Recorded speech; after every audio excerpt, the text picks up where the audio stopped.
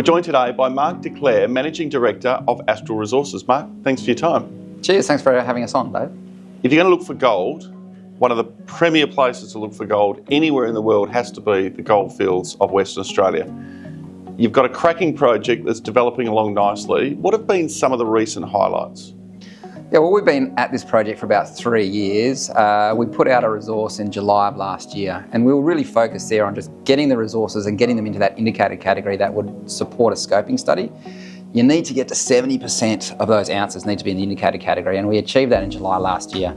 So then we pushed straight into putting out a scoping study, which we achieved in September last year.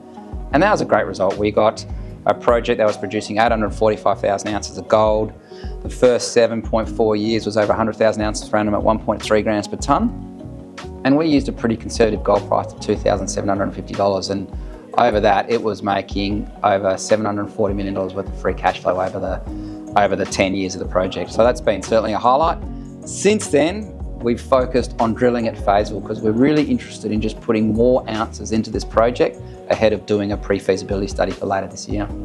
Do you pinch yourself that you've got a project such as this less than 100 k's from Kalgoorlie? Oh, look, it's certainly a great location to be in. I mean, our Feysville project, which there's 116,000 ounces there now, but by the time we get to diggers and dealers this year, that's going to be significantly bigger. That's 10 k's from Cal. And then Mandilla is effectively 70 k's south of Cal, only 20 kilometres from Kambalda. We've got camp facilities in Kambalda that the Shire have actually built. We've got process plants all around us. For instance, I think when I last counted in that Kalgoorlie area, there's 35 million tonnes of processing capacity. And with the expansions that both Northern Star and Evolution are doing, it's going up to 45 million tonnes per annum. So yeah, it's a great location. Your scoping study contemplated building your own plant. Why is that important? Well, that's the only path we can control. We have a project that actually stacks up with 2.5 million tonnes per annum of processing capacity in our own right. I think the payback was 9 months on 2,750. If I use the $3,500 gold price today, it's a 6-month payback. So it's a really, really robust project. And that's the destiny where we are in control. So we want to be in control of our own destiny, and that's the way it'll run all the way through to pre-feasibility. When you build a company, there's many things you look at. The project, the location is clearly one, but also the board and the team that helped deliver it. Recently, you've enhanced your board with some key appointments.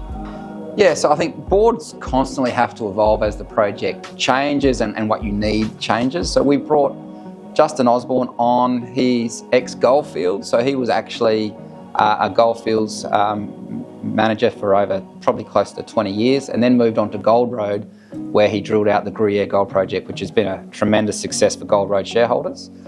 And more recently, Marc Connolly's come on as our chair, and look, I think he's known for being a project builder, and he's certainly known for being a project seller, and just brings a real practical nous to the chair role. So that's been good.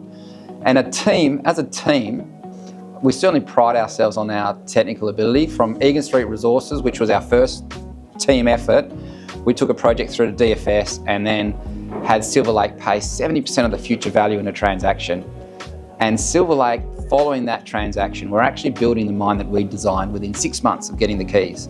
And that's the same team that's now working on Astral, and we're certainly going to deliver the same sort of quality studies moving forward as well.